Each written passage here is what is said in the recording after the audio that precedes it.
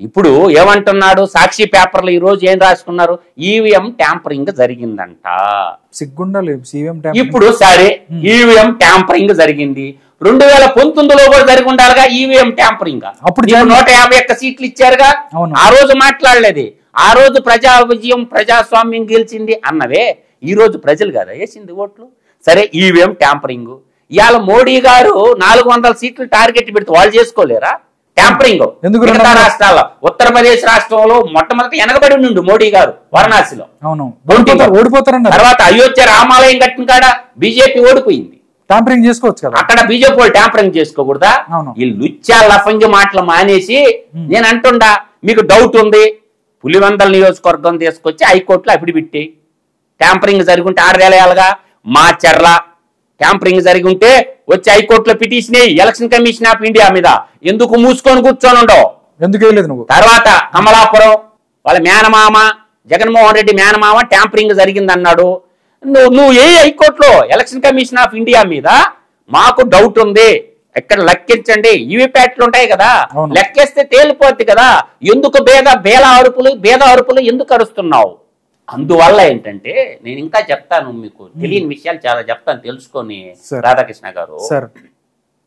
ఈ రోజు పేదలను అడ్డం పెట్టుకొని, బీసీలను అడ్డం పెట్టుకొని, ఎస్సీలను అడ్డం పెట్టుకొని, ఎస్టీలను అడ్డం పెట్టుకొని, మైనారిటీలను అడ్డం పెట్టుకొని, ఇంకొకటి 5 రెడ్డి సామాజికాన్ని అడ్డం పెట్టుకొని మీ అరడజన మంది లక్షల కోట్లు లూటీ చేశారు కాదా? ఎలక్షన్ ముందు మద్యపాన నిషేధం అని చెప్పావు, ఆ మద్యపాన నిషేధం చెయ్యకపోగా ఏం చేశావు నువ్వు? ఏం చేశావు?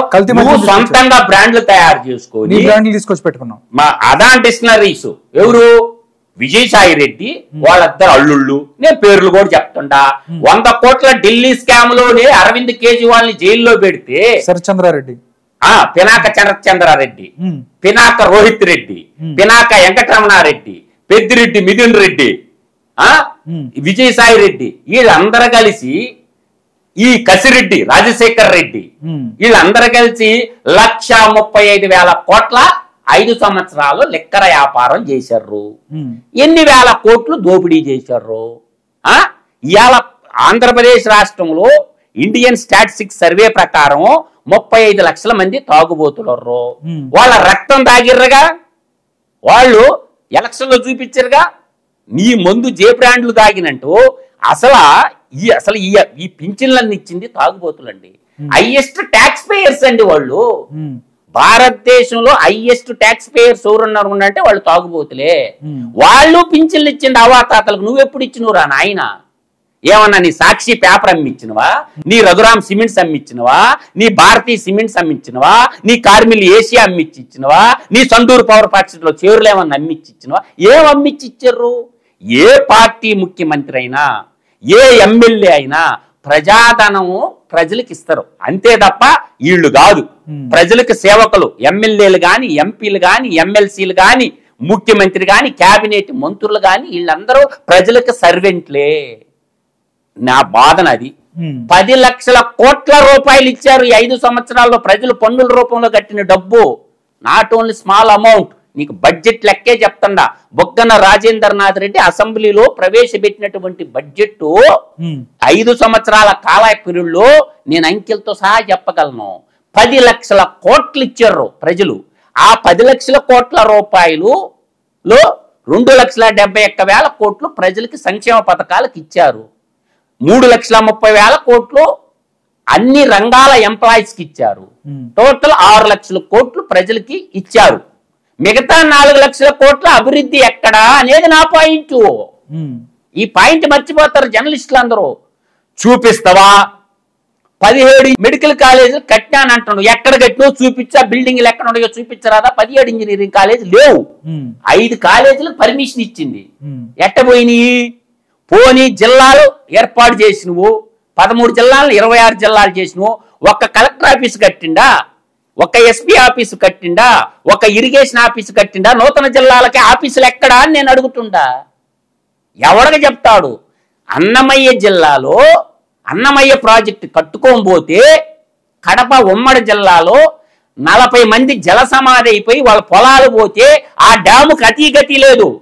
ఏం చేయాలా ఇరిగేషన్ మంత్రులు ఇద్దరిని అంటే అప్పుడు నెల్లూరు పుడింగ్ ఉన్నాడు కదా అనిల్ కుమార్ యాదవ్ ఈ కాంబాబు శ్యాంబాబు రాంబాబు అంటాడుగా అంబటి రాంబాబు వీళ్ళిద్దరిని ఏం చేయాలా గొల్లకమ్మ ప్రాజెక్టు ప్రకాశం జిల్లాలో 3 TMC నీళ్లు ఉన్న ప్రాజెక్టు కొట్టుకొని పోతే దాని గేట్లు బిగిలిచ్చడం దగులుబాజీ నీళ్లు ఇది అవుపాళ్ళ ఇట్లా 1 by 1 చూసుకోండి ఇలా విధ్వంస పాలనకి ఇవాళ 8 కోట్లు పెట్టి స్ట్రక్చరల్ ఇంజనీరింగ్ లో ప్రజావేదిక పెడితే ప్రజావేదిక నిట్ట నిలువును కూల్చావు నీకు నచ్చలా నట్టు బోల్ట్లు ఓడ తీసుకుంటూ ఇంకో చోట కట్టుకోవచ్చు దాంట్లో ఉన్న ఏసీలు సోఫా సెట్లు మొత్తం ఈ రోజు కూడా అక్కడే ఉండే 5 ఏళ్ల నుంచి ఆ 8 కోట్ల రూపాయల బిల్డింగ్ ఏం చేసింది నిన్ను నిట్ట నిలువును కూల్చావు పోనీ నీ ఇంటికి రోడ్ లేదని 250 ఇళ్ళు తాడేపల్లిలో పేదల ఇళ్ళు కూల్చి 5 కోట్ల ప్రజాధనాన్ని పెట్టి రోడ్డు వేసుకున్న పేదల ఇళ్ళు కూల్చి నువ్వు ఇంటి రోడ్డు కోసం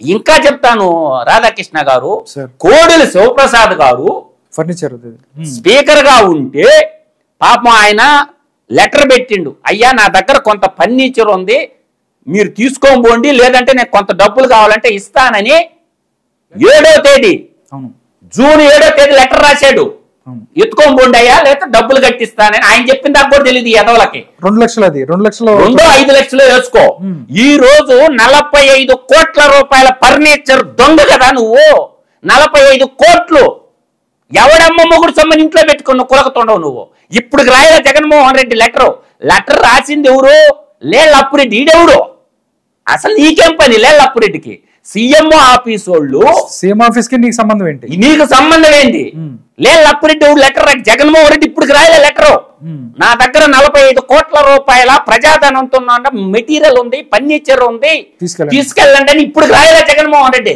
ఏమంత అహంకారం జగన్మోహన్ రెడ్డికి అసలు ముఖ్యమంత్రి ఎక్కడి నుండి పరిపాలించాలా ఇంట్లో నుండి పరిపాలించేది ఏంటి ఈ సీఎంఓ ఆఫీస్ అని పేరు పెట్టుకొని ఈ ఐఏఎస్ అంట జగన్మోహన్ రెడ్డి కాడ చేరి ఆడ ఇంట్లో కూర్చొని పరిపాలించి ఈ ఐఏఎస్ ఆఫీసర్ సీఎంఓ వాళ్ళందరినీ అరెస్ట్ చేయాలా అసలు సెక్రటేరియట్ లో ఉండాల్సినటువంటి క్యాంప్ ఆఫీసు ఇంట్లో ఎందుకు పెట్టారు దానికి సీఎంఓ ఆఫీసుల్ని యాజ్ పర్ లా ప్రకారం రూల్ ఆఫ్ లా ప్రకారం ఖచ్చితంగా శిక్ష అడుగులే ఆ సీఎంఓ ఆఫీస్ లో పనిచేసిన ఐఏఎస్ అధికారులందరూ ఇవాళ ఎందుకు గజగజ వణుకుతారు ఐఏఎస్ ఆఫీసర్లందరా ఒక ఇంట్లో సెక్రటేరియట్ పెట్టొచ్చా నువ్వు ఏదైనా ఉంటే మాట్లాడుకో ఫైళ్ళన్నీ సెక్రటేరియట్ లో ఉండాలా ఇంట్లో ఎట్ట పెడతారు అనధికారికంగా సీఎం ఆఫీస్ ఎత్తుకొని పోయి తాడేపల్లి కొంపలో పెట్టడమే నేరము యాజ్ పర్ లా ప్రకారం రూల్ ఆఫ్ లా ప్రకారం ఖచ్చితంగా శిక్ష అడుగులే ఆ సీఎం ఆఫీస్ లో పనిచేసిన ఐఏఎస్ అధికారులందరూ ఇవాళ ఎందుకు గజగజ వణుకుతారు ఐఏఎస్ ఆఫీసర్లందరా ఒక ఇంట్లో సెక్రటేరియట్ పెట్టొచ్చా